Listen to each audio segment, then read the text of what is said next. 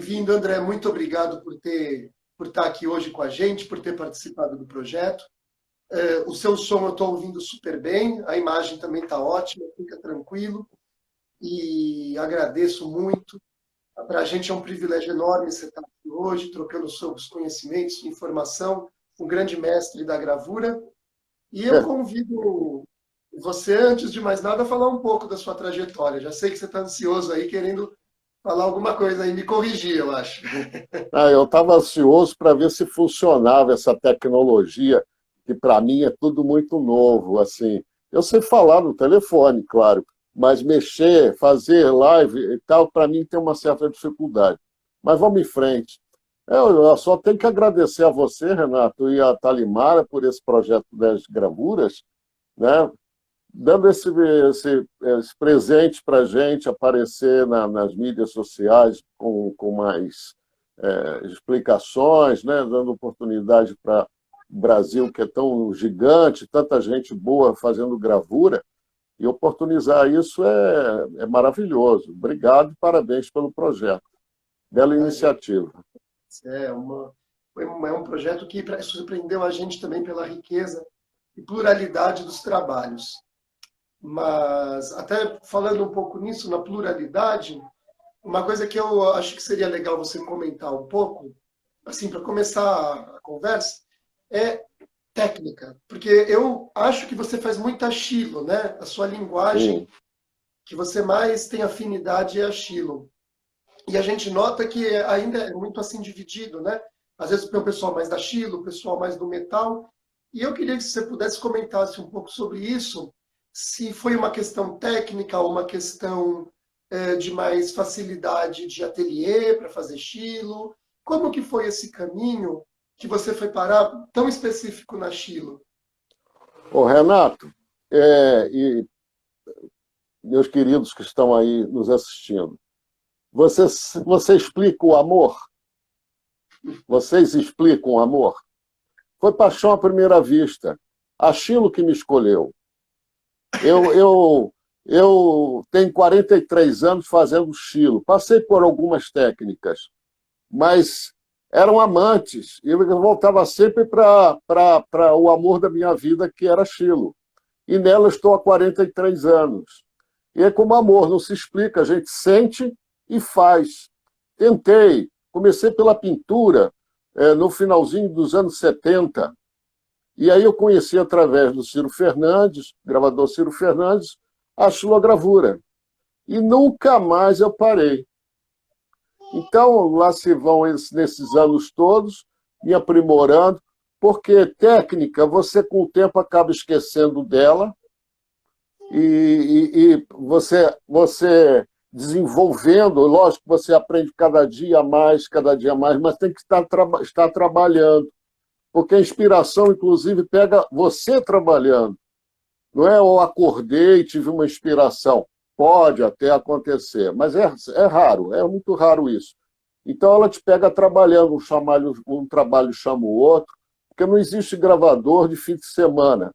Pode, sim, até ter. Porque gravura você tem que estar trabalhando quase todo dia fazendo gravura. É evidente que durante todos esses 43 anos, eu fiz outras coisas, fiz muita ilustração, eu trabalhei com desenho de móveis, né? Então, foi o que me deu base e o que me dava um sustento, né, à época, para poder, inclusive, investir, comprar material. Sempre quis comprar materiais que fossem duráveis, que fossem permanentes, para você não ter que estar comprando 2, 3, 4 vezes, você compra uma vez e só quando precisa muito, não é? Então, é um processo assim que ela me escolheu, e dela não sai mais, né? Então, vai explicar o amor. É muito bonito isso, e a gente sente que você é mesmo apaixonado pela Chilo. Eu sou apaixonado pela gravura em geral, não é? O que fala de gravura, seja de técnica, de materiais, enfim. Mas a xilogravura é aquele amor que você dorme agarradinho, né? E você falou uma coisa que é muito assim, que surgiu em várias conversas, né? Você disse assim, a gravura não dá para fazer de fim de semana. E a gente, conversando com os outros artistas, viu que é muito comum eles terem essa questão também da gravura no dia a dia e coletiva em ateliê, e que isso é um pouco diferente de outras técnicas, em que as pessoas acabam produzindo muito sozinhas, acabam produzindo até por estar sozinhas, mais Olha, esporadicamente. te cortando, Renato, a gravura, eu acho que é ou se não for a única técnica, eu falo de uma maneira geral, gravura, lito, metal, o que for, gravura, que você precisa dividir a bancada. Você precisa de uma sala de ácido, você precisa de uma prensa, você precisa de materiais que são caros, você divide o material. Então, existe uma confraria, existe uma união entre os gravadores, de uma maneira geral, salvo as exceções, porque ele divide a bancada. E essa aproximação do trabalho do outro também te dá um gancho, você vai aprendendo, você vai experimentando, um troca experiência com o outro, troca material, divide material. Então, isso é uma riqueza que você não vê isso em outras técnicas.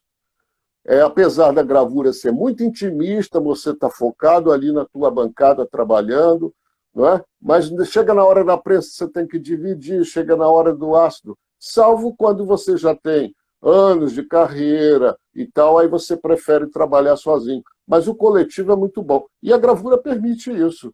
Eu sempre achei que a gravura é a técnica que mais une o artista. É uma classe que é mais unida, são a dos gravadores. Exatamente por esse motivo. Né? E falando um pouco dessa questão de ateliê, começa às vezes coletivo, às vezes depois vai separando um pouco, conta um pouco para a gente, que eu acho que era muito bacana, da sua trajetória, como foi, né, como foi esse seu caminho, esse seu percurso na arte em geral e na gravura em particular. Eu comecei, na realidade, eu comecei muito, muito, muito jovem. Meu pai levava a gente para a Quinta da Boa Vista, onde tem o falecido Museu Histórico, né? Onde foi o reduto de Dom Pedro, da família imperial, a casa a mansão, né? O palácio, né? De Dom Pedro II e sua família. Então, ali na Quinta, que é o meu quintal, eu moro praticamente algumas quadras dali. Então, nossos pais levavam eu e meu irmão para a gente brincar na Quinta, que é um grande parque, né? Então, e ao lado de onde tem o Jardim Zoológico, meus irmãos iam para o Jardim Zoológico, e eu ficava ali fora, porque eu queria ver os caras pintando. Existia uma escola de arte chamada Colmeia, que era pintura ao ar livre. Essa escola durou, se não me engano, até a década de 60, 70. E eu queria era ver aquilo. Eu devia ter meus 6 anos, e eu não esqueço disso. E meu pai, vamos lá para ver os zoológicos. E ele ficava comigo, então, porque eu era pequeno, mas eu ficava apreciando o pessoal pintar. Bom, os anos passaram, meu pai viu que a minha tendência seria as artes mesmo e me deu material de pintura, e eu fui estudar pintura. E com o caminho da vida, para resumir mais, e no final dos anos 70, eu estava estudando pintura num ateliê de uma artista chamada Maria Cecília de Castro Pinto, e aí lá ela alugou uma das salas, porque era uma casa muito antiga no bairro do Rio Comprido, aqui no Rio, que havia sido da Baronesa de Mauá, inclusive, essa casa. Então era imensa, imensa e linda a casa. E ela começou a dividir as salas, né? Alugar as salas. E uma das salas ela alugou para o Ciro Fernandes, que na época, inclusive, era ilustrador do Jornal do Brasil. Aí ele estava fazendo um álbum em estilogravura chamado Horóscopos para os que estão vivos. Ele tinha prelo, tinha todo o equipamento, né? Mas ia ser totalmente artesanal, com tipos móveis e ilustração em estilo. E ele tinha pressa. O Tiago de Mello chegou lá, disse, bota esse menino aí para te ajudar e eu quero isso para ontem. Assim. E aí o senhor me chamou, fez uma goiva para mim, de vareta de guarda-chuva, me deu um pedaço de madeira, corta aí. E nunca mais eu parei. Eu aprendi aquela coisa das artes gráficas inicialmente, né, com o Ciro, dos tipos móveis, Enfim, foi maravilhoso. Aí eu larguei a pintura. Mas a pintura sempre esteve do meu lado, eu sempre gostei muito de cor. Levei muito tempo para colocar cor na minha gravura, até porque eu não sabia como é que colocava cor na gravura. E aí comecei a frequentar diversos ateliês. Eu sou autodidata, sabe aquele autodidata que se envolve no ateliê desses artistas aí? E eu tive a sorte e o privilégio de conviver com grandes mestres. E cada um me ensinou um pouquinho, né? E vendo, convivendo, e fui aprendendo. Muita coisa eu fui desenvolvendo, e assim estou nesses 43 anos. Estamos firmes. Na xilogravura. Então, Na assim, gravura em metal eu fui aluno da Heloísa Pires Ferreira, fui aluno do Marcelo Frazão, né? Convivi um pouco com o Samir Cuyalã Atelier, o J. Borges foi que depois me deu bastante orientação, o J. Borges. E aí eu comecei a frequentar a Feira dos Paraíbas, que chamava na época assim, né? Sem nenhuma ofensa, mas era assim que chamava, a Feira do Nordeste. No pavilhão de São Cristóvão, que também não é longe daqui, e botávamos, que a feira hoje é dentro do pavilhão, antigamente era na rua, era uma feira mesmo. E ele era muito grande, era onde todos se reuniam ali. E eu ficava do lado do J. Borges, ficava do lado do Raimundo Santa Helena, eram gravadores de cordel, muitos não faziam a gravura, mas eram cordelistas, e eu adorava aquilo, né? Ia para lá tomar minhas pingas e pendurar as gravuras que eu estava fazendo no barbante, no mural, né? Gravura no mural, e vendia muito. Até que em 81 eu fiz a primeira exposição individual de estilos e matrizes na antiga Biblioteca Regional do Leblon, aqui no Rio de Janeiro, que hoje é uma livraria, sem citar nome, que é propaganda, eu quero o meu cascalho. Então, não cito o nome. Aí, é uma livraria bem conhecida, famosa, é uma rede. E era a Biblioteca Regional. E lá, da metade para lá, era a Galeria de Arte. E assim fui. Foi a minha primeira exposição, em 81. Mas eu tinha um cunho ainda de gravura ainda primitiva, tinha assim, um cunho cordelista, né? Porque minha influência era muito grande com esse pessoal todo. Mas aprendi muito com eles. E depois aí eu fui procurando, frequentei a oficina de gravura do Sesc Tijuca, que era uma verdadeira maternidade aquilo, porque era uma beleza, era sala especial para arte, porque ela foi construída dentro do Sesc aqui do Rio de Janeiro, no Tijuca, para oficina de gravura. Então, com arquiteto, com tudo isso, ela foi feita assim. E lá é que foi lançado aqueles 3 volumes dos livros que Faiga frequentava lá, o Mário Barata, Orlando da Silva, todos esses artistas de peso da época, né, os grandes gravadores aqui dessa região nossa, do Rio de Janeiro, frequentavam lá, né, e muitos nos ensinavam. E assim eu fui aprendendo aos trancos e barrancos, até que eu comecei a trabalhar sozinho. E isso foi moldando o seu estilo, quer dizer, que nem falou, começou por uma linguagem mais do cordel. Eu não chamo estilo, eu chamo a minha cartilha. A cartilha do artista ela é descoberta, é igual à tua letra, porque a caligrafia é um desenho, né? Cada um tem o seu riscado, né? A sua assinatura. E essa cartilha eu fui aprendendo e fui descobrindo a minha caligrafia estilográfica, né? Mas passei por diversas. Então, quem olha uma gravura minha já reconhece. Às vezes reconhece não pelo tema, mas pela maneira de gravar, pelo corte, pelos elementos que utiliza. Inclusive, eu utilizo elementos que eu utilizava na pintura em 1978, 76. E que estão lá. Aquelas estrelinhas vêm me acompanhando desde aquela época, que eu sempre boto aquelas estrelinhas. Agora que eu já estou numa outra série, então eu estou em desenvolvimento, que é uma série de andaimes, de alicerces e tal, sempre com elementos da arquitetura. Porque eu cheguei a trabalhar com 16 anos num escritório de arquitetura, onde eu copiava as plantas eles me davam os rascunhos, né, das plantas, e eu botava aquilo em escala e fazia as perspectivas, sempre tive um bom desenho, e assim fui para... Até eu disse, bom, eu vou fazer arquitetura.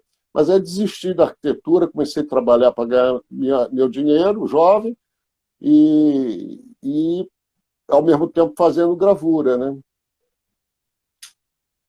E essa questão de ir aos poucos construindo essa carreira na Chilo e na gravura, e ir conseguindo também, uma coisa que eu lembro que você costuma comentar, que eu acho muito legal, quer dizer assim, a Chilo, a gravura me deu muitas coisas e que eu consigo viver da arte, o que muitas pessoas têm essa dificuldade, né?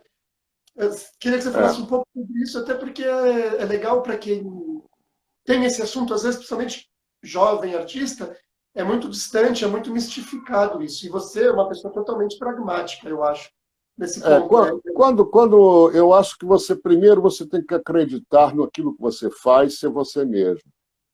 Né? E persistência, porque o artista brasileiro que não persiste, ele desiste. Porque a fome bate, as contas chegam, e é terrível. Eu já passei grandes sufocos, fui morar em Mato Grosso do Sul, na cidade de Três Lagoas, que na época tinha 100 mil habitantes, na década de 90. Hoje tem até aeroporto. Era uma cidade que era pequenininha, e não tinha rolinho, não tinha nada.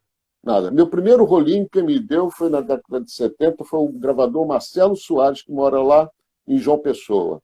Marcelo Soares. Tem esse rolinho até hoje. Mas eu chegando lá, em Mato Grosso do Sul, eu comecei a fabricar os instrumentos.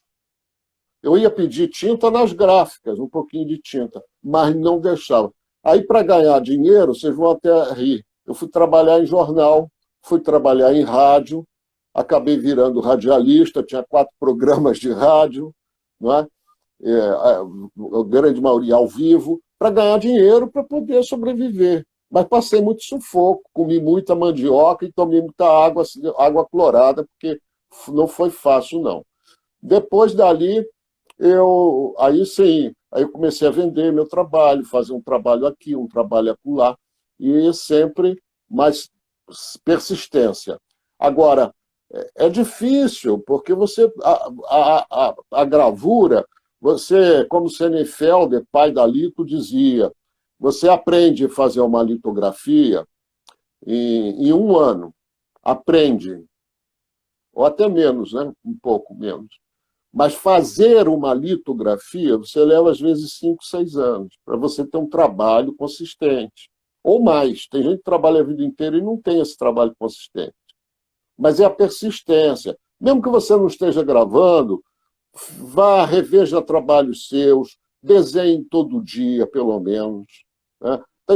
Esteja sempre com um bloquinho dentro da tua mochila, dentro da tua bolsa, para que na hora você esteja sempre rabiscando, riscando, porque as ideias começam a surgir daí. Não é uma inspiração.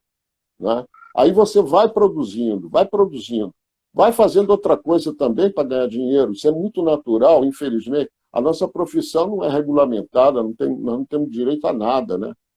Não tem aposentadoria só por velhice, porque não adianta. Se aposentado, o artista aposenta como? Ainda mais nesse país. Tem que trabalhar, mas tem que ter materiais bons. E agora a gente tem onde comprar materiais bons, até sem fazer falsa propaganda, no Armazém da Gravura, que eu vi nascer o Armazém da Gravura, né? Eu vi nascer. E acompanho e sou cliente, não só cliente, somos amigos, né? Porque você faz uma relação muito interessante, explica o material, coisa que ninguém faz.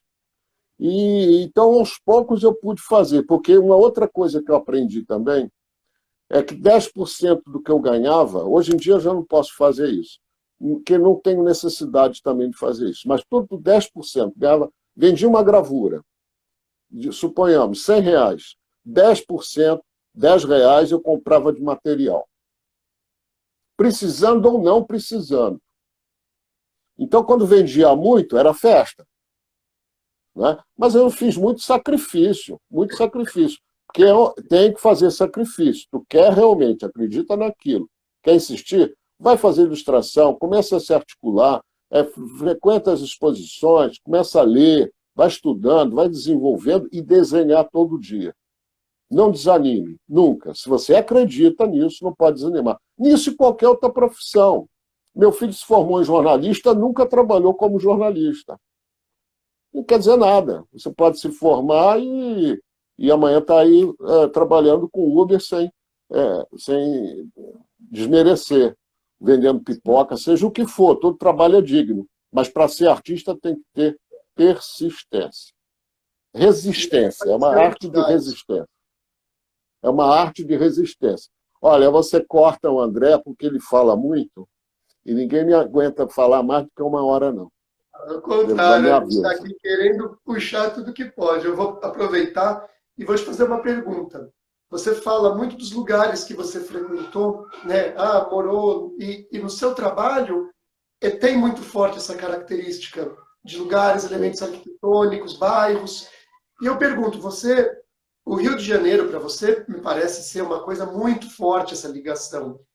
O seu trabalho tem um ponto autobiográfico bem sólido que você...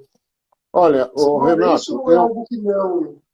Não, olha, como eu gosto muito dos elementos da arquitetura, eu gosto muito do urbano, apesar de ter vivido na roça também, né? E adoro montanha, adoro o silêncio, adoro... Hoje em dia, se eu pudesse, eu estaria num ambiente assim. Mas eu sempre fui muito observador, né? E sempre gostei de desenhar.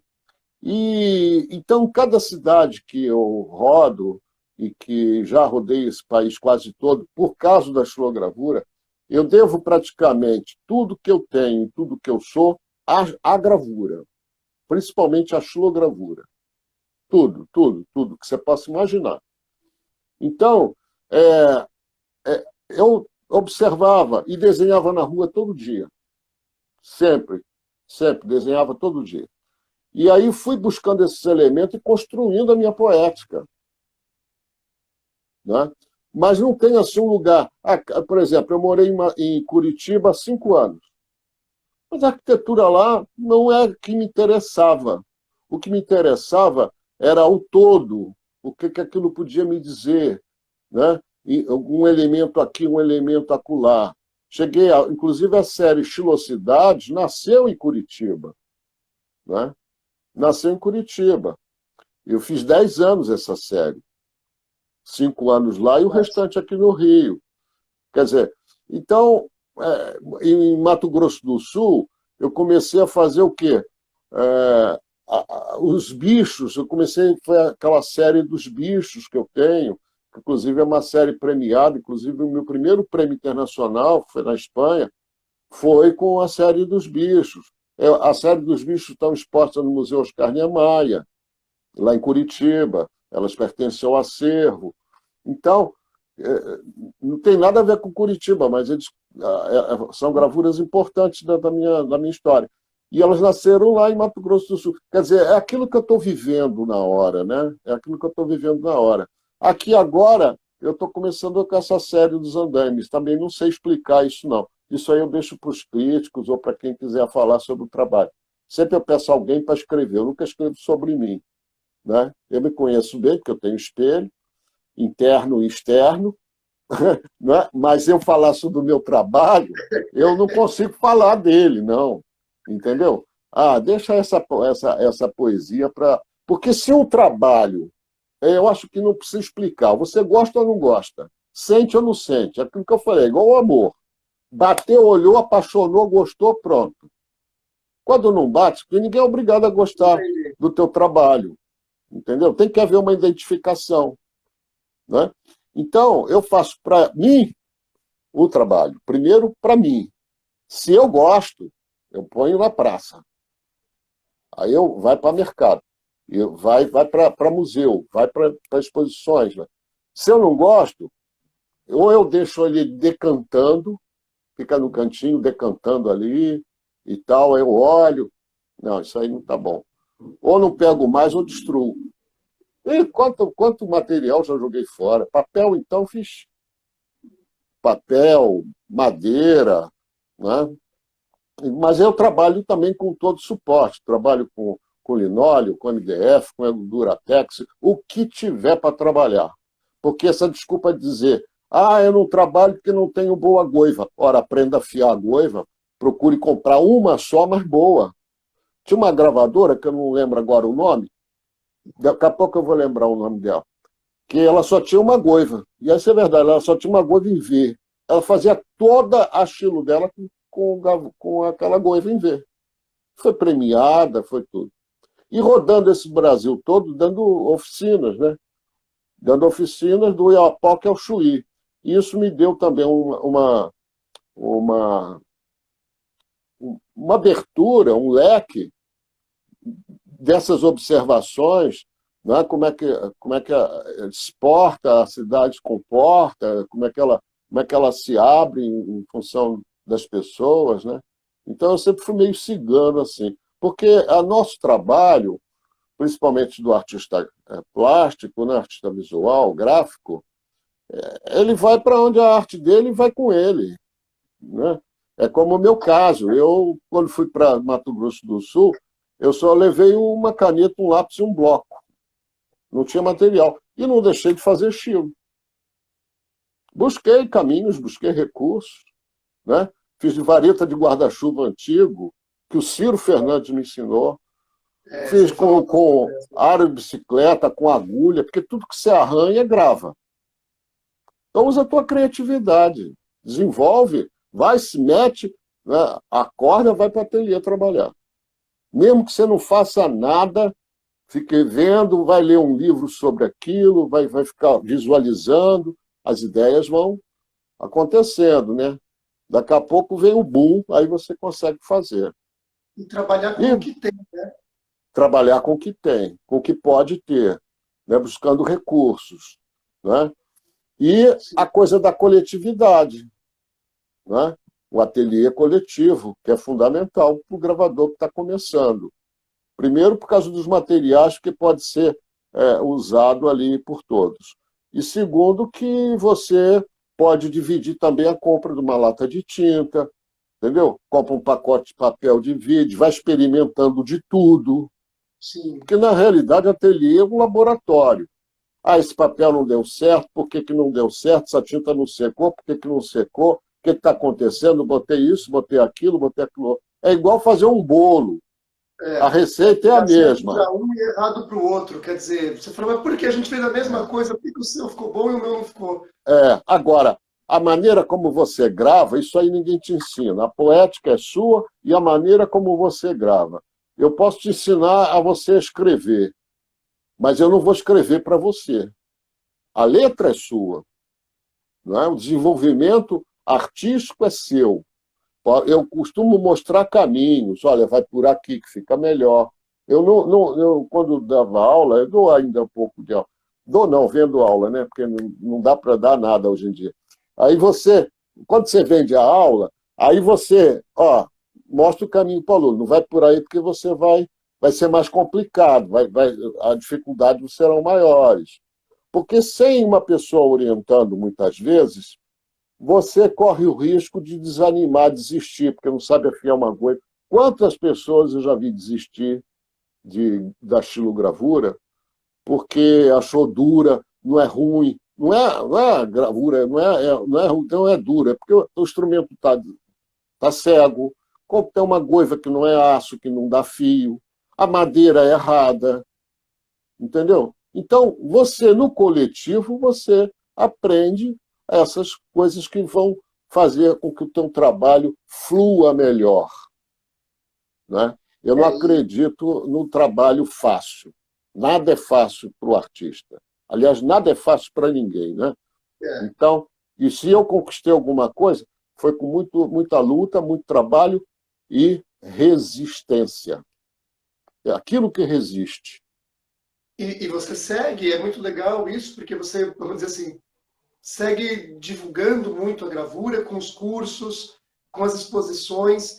E isso tem um papel enorme, assim, muitas pessoas assim que a gente conversa falam, nossa, eu tive aula com o André de Miranda e eu descobri a gravura com ele e assim, artistas maravilhosos que têm essa relação. Então é bonita essa imagem, né? Como se eu estivesse assim plantando gravadores, né, pelo Brasil aí. Muito bom ver isso. É. Exatamente, porque como é aquilo que eu falo desse sentimento nobre que é o amor, quando ele é verdadeiro, você consegue é, vibrar, né? As ondas do amor, elas se aproximam, né? E você acaba... Eu já tive casos de aluna e de aluno, né? Alunos, de uma maneira geral, que nunca pegaram numa goiva e hoje só fazem isso, já são artistas já reconhecidos pelo próprio trabalho, fazem trabalhos magníficos. Não vou citar nome porque ficaria indelicado aqui, porque são muitos artistas que hoje já fizeram, já estão fazendo o nome deles, já ganharam prêmios lá fora, fazem belíssimas exposições. Não é o lugar, não é o local, é a dedicação àquilo, sabe? Ah, material é caro. É claro que é caro. Agora, a gravura é para vender barata. Se o trabalho for bom, porque essa coisa de precificar um trabalho seu é muito pessoal. É muito pessoal. Quem manda é o mercado de arte e ele é que determina isso. É um horror. Nem a Faiga conseguia definir essa questão. É muito difícil, muito complicado. Nós temos gravadores aí de grande nome que você vê a gravura deles saindo por 200, 300 reais. Gravadores de nome. De nome. Um Livre Abramo não é tão valorizado quanto é uma Faiga, quanto é um Guild. Você não acha, mas você tem gravura de Livre Abramo aí original assinada por R$1.000, por R$500. Você quer um artista que, pelo amor de Deus. Então, ainda existe esse preconceito da arte sobre papel, ainda existe um pouco, não é? Mas é melhor você ter uma gravura média do que ter uma pintura muito ruim. E eu quero que meu trabalho esteja na casa do porteiro, na casa do barão, na casa da rainha, do rei. Eu quero que minha gravura esteja em todos os lugares. Eu não boto preço nem lá em cima, nem lá embaixo. Não tem alguns lugares, tem pontos de venda, boto o meu preço e eles têm que respeitar. Eu prefiro dar uma comissão para quem vende meu trabalho do que botar o preço elevado. Só tem um que vende para os Estados Unidos, só vende para lá, ele só vende meu trabalho para lá, meu e de outros artistas, e então aí ele vende em dólar, né? Mas ele tem todo um gasto, porque ele tem um site, ele tem, né? É uma grande empresa. Eles têm, inclusive, sociedade com a National Geographic. Então, eu vendo bem, não posso reclamar, não. Eu vendo legal. Mas essa coisa também de preço, eu não consigo vender.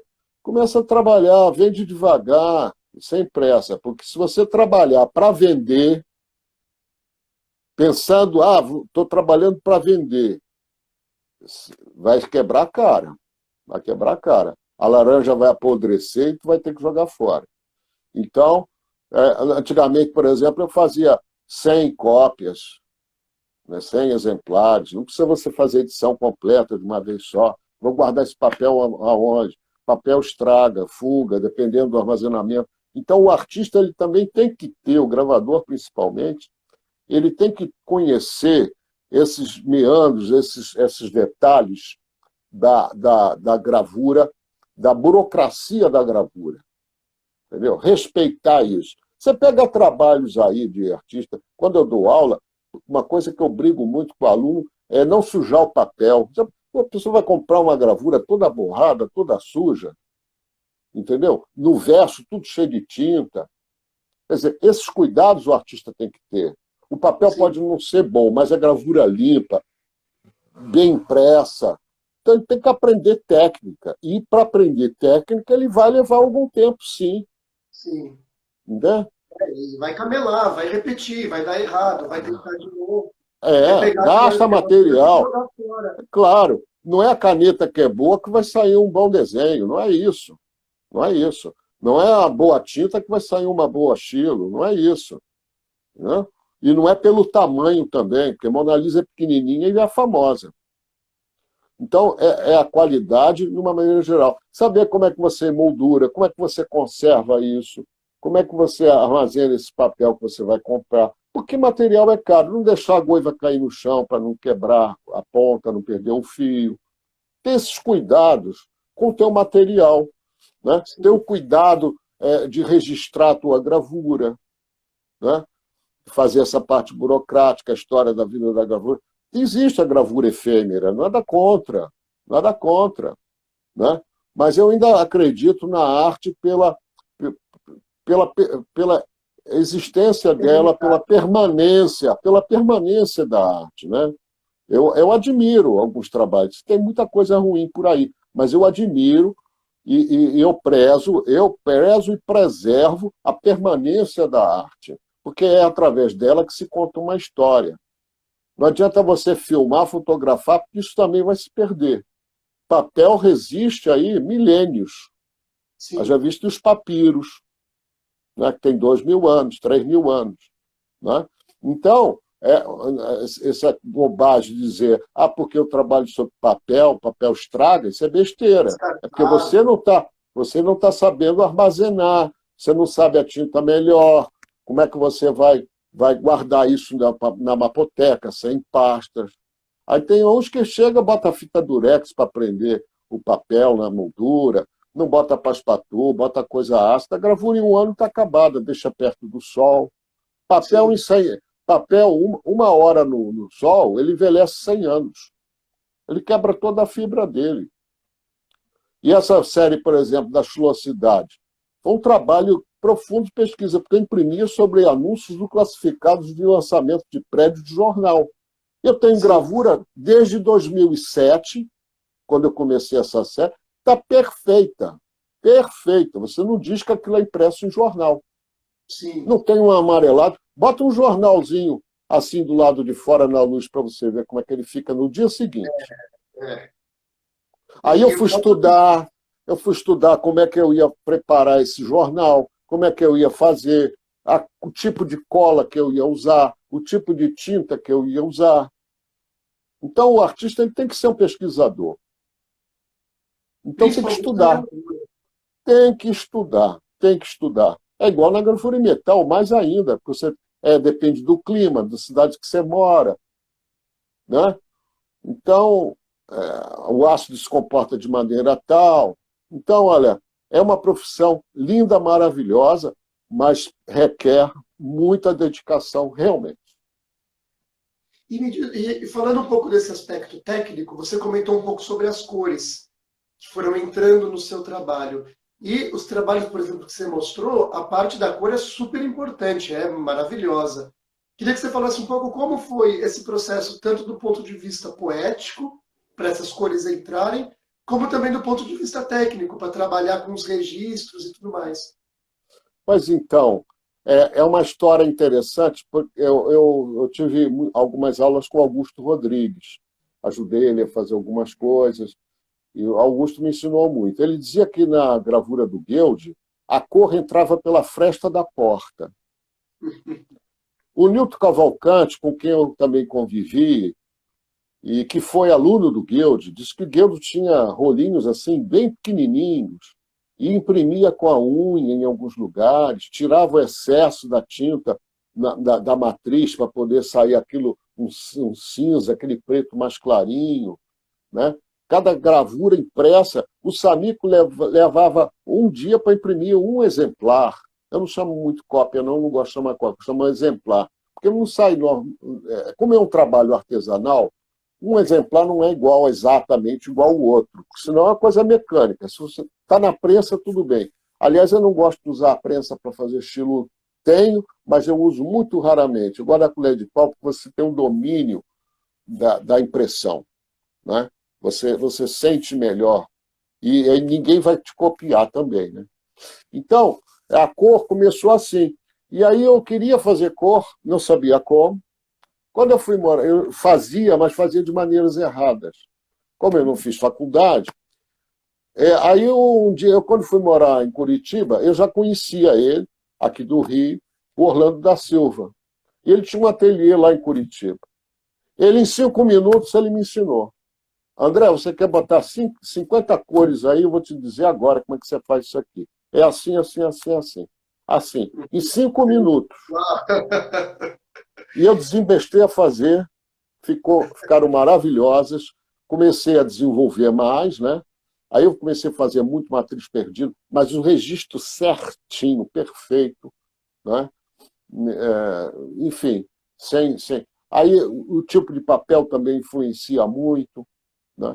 Então, a cor, cada gravador, por exemplo, Ciro Fernandes sempre gostou de trabalhar como o Eduardo Munch.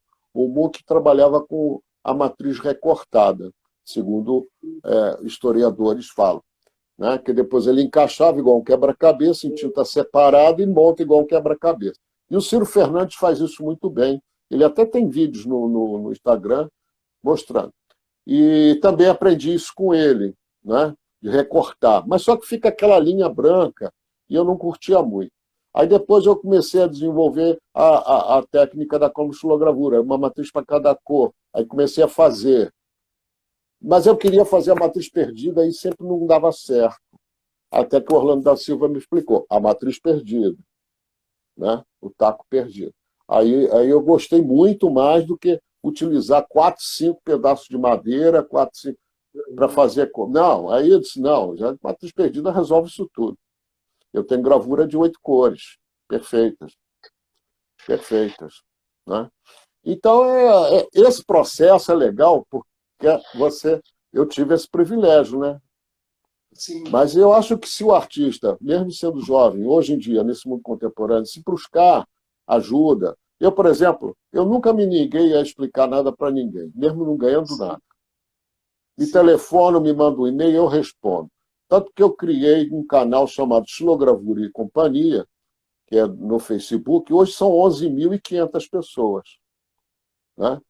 Não ganham tostão, não ganham tostão com aquilo. Mas a alegria e a felicidade em transmitir um pouco daquilo que me informaram, daquilo que me conheceram. Porque eu estou fazendo o mesmo trabalho, entre aspas, com muita entre aspas mesmo, que Dürer fez, que, sabe, que esses caras todos fizeram. Porque eles passaram a técnica à frente, né?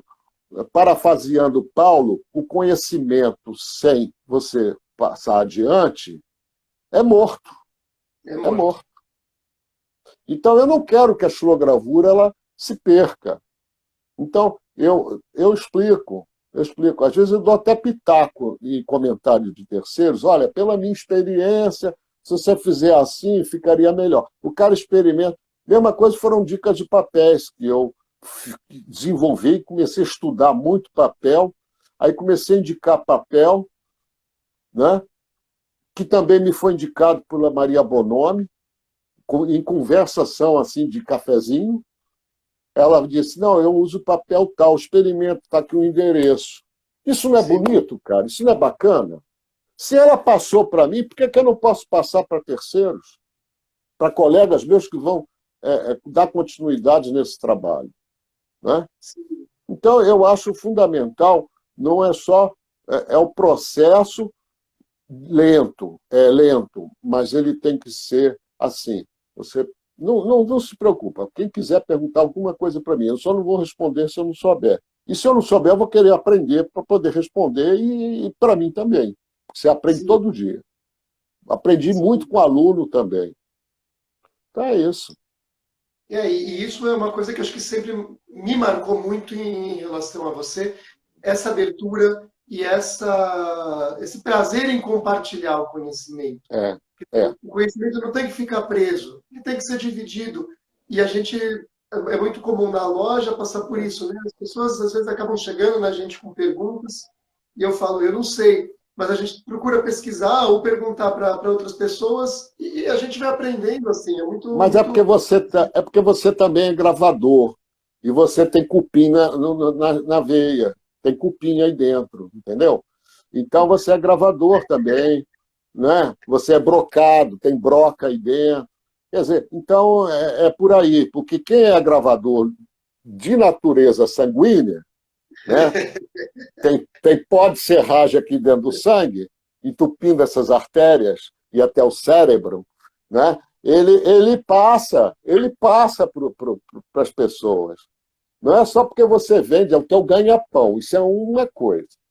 Mas você está sempre, não só comentando aquilo que você vende, que você podia ser laranja isso aí, podia ser uva, e você ser gravador e passar o conhecimento, né? Então, a nobreza do Renato também é isso, e de todos os gravadores. Eu conheço uns dois só que não passam conhecimento nenhum. Mas Não é raro. gostam, é muito raro. Porque na gravura não tem essa insegurança. O cara sabe ou o cara não sabe. Aí vai buscar conhecimento aonde? Você vai para as universidades aí. Eu, quando fui, nessas viagens aí, eu não vou citar nome também, que hoje em dia essa coisa é chata, né? Essa coisa de politicamente correto, né? Enche o saco isso. Eu sou de uma época que não tinha esse negócio. E eu sou linguarudo, eu falo mesmo, eu mando recado. Você conhece algumas histórias, né? Você conhece algumas histórias. E aí tem os causos na gravura, né? Eu convivi com esses caras todos e conheço muitos causos. Então, eu até esqueci o que eu ia dizer. Mas aí eu fui dar uma oficina dentro de uma universidade e estava lá como curso de extensão, 6 meses, diariamente.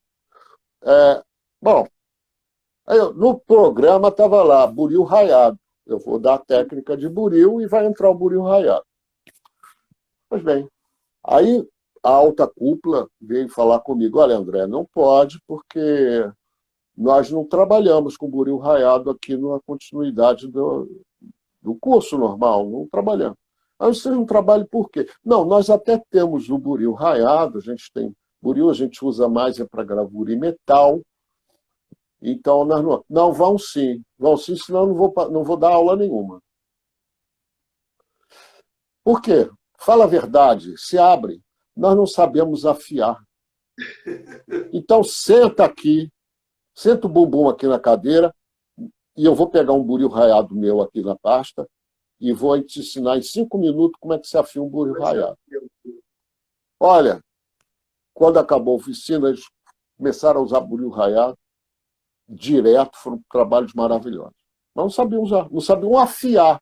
E o deles estavam todos cegos, cheios de ferrugem, porque nunca usaram, dentro de uma universidade. E que desperdício, né? Quer dizer, às vezes a humildade de falar, eu não sei, vai aprender. E quando sabe, não quer passar. Tem isso também. Então, é por aí. Agora, essas coisas são importantes serem ditas para desmistificar, né, esse negócio. O cara sabe muito. Sabe sem nada, gente.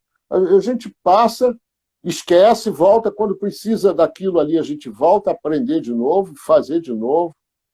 Então, por que você usa talco? Talco é uma coisa que toda oficina tem que ter, gente. Você sujou a mão de tinta, tem talco. Como é que você limpa? Você não tem cheiro de querosene aqui na tua oficina, no teu ateliê? E olha que eu imprimo a beça. Não tem, porque o vidro eu limpo com álcool ou com água. Não, eu cheguei uma vez no ateliê, estava aquilo jogando querosene, aquele negócio, parecia uma oficina mecânica, o cheiro de querosene invadindo, todo mundo se intoxicando ali. Eu digo, não, gente, só não pode botar álcool no rolo, porque álcool e borracha não pode. Aí você faz um fiozinho de querosene, eu ainda uso querosene sem cheiro, pago R$60 o litro, mas também dura uma eternidade, porque é um fio no jornal e vai com... Então são certas sutilidades. Sujou a mão, para não ter que ficar lavando a mão, passa talco na mão, porque onde tem talco a tinta não pega. Então são coisinhas assim de ateliê, de convivência de ateliê, que você vai aprendendo, porque a universidade nenhuma ensina isso não. Uma ou outra ensina, mas de maneira geral não. Então essa divisão de bancada é importante. E vai pegando... É legal porque também cada um faz de um jeito, e aí você vai juntando o que você já fazia com o que o outro faz. Então vai criando novas formas de ir trabalhando. Aqui no Rio, por exemplo, você não tem loja de material artístico, tem uma só e mesmo assim com muito poucas coisas e o preço absurdo. E hoje com a internet você consegue comprar o que você quiser, né? Então, você parcela. não sei o que, não posso agora, espera, junta dinheiro e compra. Compra uma boa ferramenta, compra. Com o tempo, se é isso que você quer realmente, invista, invista. Sim. Entendeu? Principalmente nas Invista no teu ferramentas. material. Ferramenta você tem que ter cuidados, né? Enfim, eu acho que essa coisa da escola, né, do aprendizado, ele é importante, sim. A técnica é importante, sim. Para você depois, você só consegue falar sobre aquele livro se você ler o livro. Porque tem uns leitores aí que são leitores de orelha. Lê a orelha do livro, diz que leu o livro. Aí fiz uma xilogravura, no ano seguinte está fazendo exposição individual. Aí, aí não dá certo, aí vai culpar, isso vai botar, é o culpismo. Aí a culpa é disso, não, a culpa é de você mesmo, né? Que tem que fazer um trabalho decente. Né? E o que você falou, o trabalho cotidiano, de ir todo dia trabalhando um pouquinho, puxando um pouquinho. É Isso às verdade, vezes também é muito forte na gravura. é verdade. E não se preocupa muito, agora, tem uma gravura realmente que você tem que respeitar o seu próprio trabalho. E para você respeitar o seu próprio trabalho, trabalhe direito, seja honesto com você. Tá bom? Não, não tá bom. Se você acha que não tá bom, procura a opinião de uma outra pessoa, de um colega, interage, o que vocês acham. Não tenha medo, nunca, de ser você mesmo, mesmo que você ache aquilo o mais ridículo possível. Mas seja honesto contigo mesmo. Né? Nós temos isso na história da arte, nós tivemos muito isso. Né? O cara foi ele mesmo e hoje está aí, com resultados maravilhosos. Ah, mas não Sim. ganhou dinheiro. Na época, ninguém ganhava dinheiro com arte. Hoje, se quiser, ganha. Hoje, se quiser, ganha. Tem que aprender a trabalhar. Perguntas não tem aí, não? Se tiver perguntas, se alguém quiser responder alguma coisa. Não, as interações estão elogiando, estão Porque aqui eu não consigo ver, mas se tiver pergunta e eu puder Não, ao responder. contrário, a maioria das pessoas está assim, elogiando, agradecendo. E eu também vou agradecer agora, que acho que a gente está Sim, tem um mas limite. Tem um limite, senão é demais. Vai ficar gravado? É bom, interessante fica, vai ficar saber. depois no YouTube. E essas suas palavras, André, eu acho que elas são muito bonitas, muito tocantes e são muito legais. Eu vejo assim, ficarem mesmo registradas também, porque elas são muito motivadoras. Olha, só porque você comentou, agora temos uma pergunta. Eu gostaria de saber a sua opinião sobre gravadores novos como Santídio e Fabrício Lopes.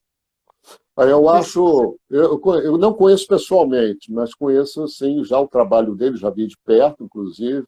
Aliás, nós vimos lá em Araraquara, né? Naquela exposição do Livre Branco. E eu gosto muito do trabalho de Santídio e de tantos outros artistas novos que estão começando. O Santídio é um artista, é aquilo que eu te falo. Tem algumas situações que não depende só, o trabalho é bom, é maravilhoso, não é bom, é maravilhoso. Ele descobriu aquilo ali, ele está sendo ele mesmo, né?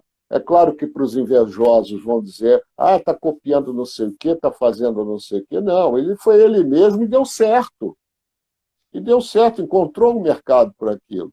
Nasceu com a bunda virada para a lua. Não, não é só a bunda virada para a lua. É porque ele foi ele mesmo, ele insistiu, veio lá do início de tudo, com muita dificuldade, né? E uma salva de palmas para ele e para quem mais fizer a mesma coisa. Insistir, persistir, entendeu? Eu me lembro que eu cheguei a ver vídeo dele com o filho no chão do lado, um local com dificuldades, né? Lutando para poder manter uma família, e hoje está aí, cara.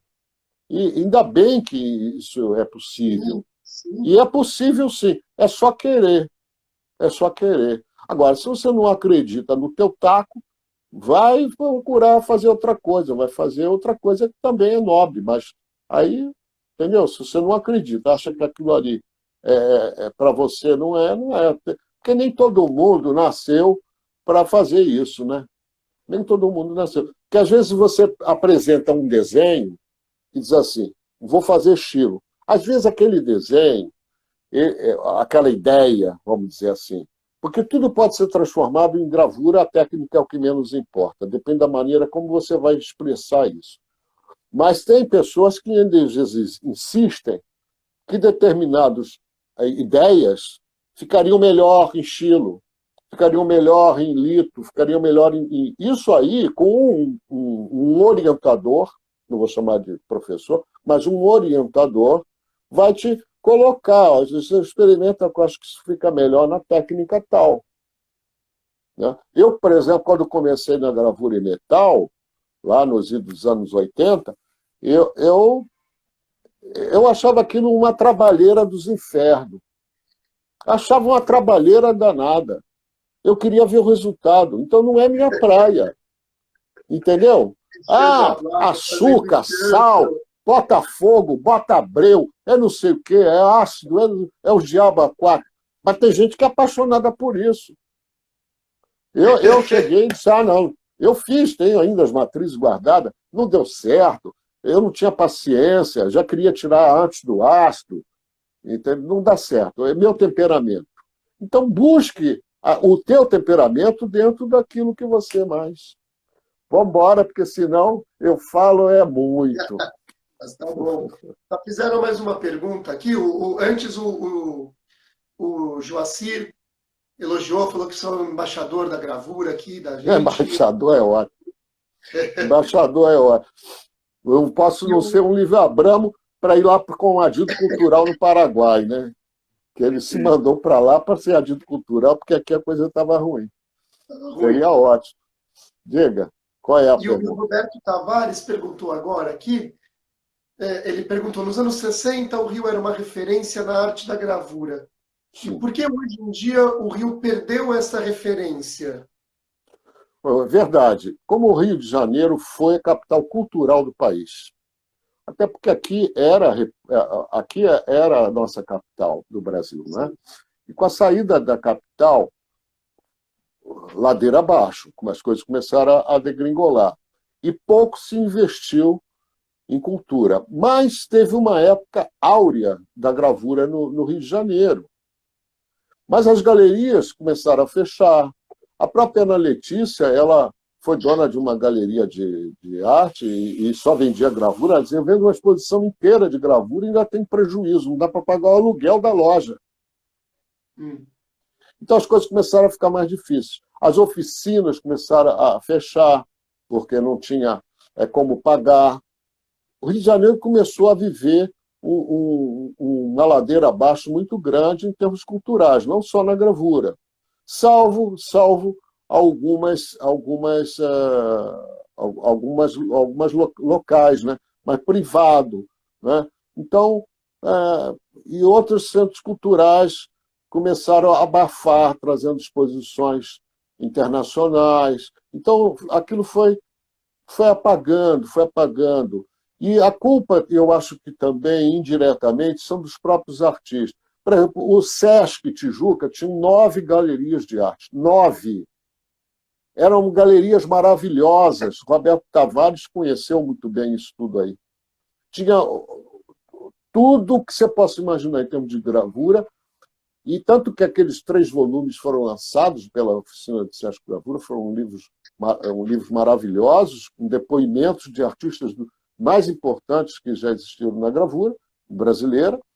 E, no entanto, o Sesc mudou a direção, eles fecharam as 9 galerias. Acabaram. E eles investiam muito em gravura. Eles investiam muito em gravura. Então, isso já deu um susto para muitos artistas que fazem gravura, né? O próprio Parque Lage, enfim, São Paulo hoje dá de 10-0 no Rio de Janeiro em termos culturais, não só na gravura, mas você vê essa exposição lá no Tomi Otaki agora, está tendo Marcelo Grasma, se não me engano, e também aquela 5 séculos de gravura. Curitiba também teve seu época áureo, né? Do Solar do Barão. Hoje aquilo está abandonado. Quer dizer, abandonado entre aspas, tem alguns resistentes lá. O Museu da Gravura, você não ouve falar mais nisso. faziam aqueles seminários, né? Então, não é só uma questão de Rio de Janeiro, não. É porque o gravador paulista, o paulistano, né, melhor dizendo, ele está fazendo aquilo que o Rio de Janeiro fazia, de reunir gravadores, né, não ter essa disputa entre eles. Né? Hoje em dia, no Rio de Janeiro, você não vê muita coisa assim entre os gravadores, como teve nessa época, né, que se reuniam. Né? E a crise no Rio de Janeiro, ela é antiga, então é a falta de grana, é o roubo na política, 5 governadores presos, cada um fica um período de 4 anos aí. Quer dizer, sabe? Então, não é só no Rio de Janeiro também, não. Como eu falei, Curitiba também passou por isso, eu morei lá também, e eu posso falar de... Agora, tem núcleos de gravura que hoje em dia não tem mais. Né? Tá acabando esses núcleos de gravura, como tinha no Rio Grande do Sul, também teve seu tempo áureo. Né? Então, é isso. Torcer para esse movimento ser orgânico e voltar, né? Fica assim, Ó, tem um momento mais forte, depois um momento de dormência e ressurgir. O André, acho que, falando em ressurgir, acho que a conexão do André caiu um pouco. Conseguindo colocar o André de novo, então eu vou agradecer de novo, vou me despedir. Agradeço mais uma vez o André por ter vindo hoje aqui conversar com a gente, foi super legal. Depois ele vai poder assistir. Tenho certeza que ele também estaria nos agradecimentos também aqui, como ele já agradeceu no começo, forçar. Agradecemos muito ao público que esteve e muito obrigado por prestigiarem o projeto. Para nós é um prazer estar aqui conversando e trocando informações com vocês. E um abraço muito especial para o André, nosso amigo aí, que está sempre compartilhando informação com a gente, pessoal. Brigadão, boa noite e até o próximo aí. Semana que vem começa um novo artista. Vai ser muito bacana nessa reta final do fim do ano. Valeu, boa noite.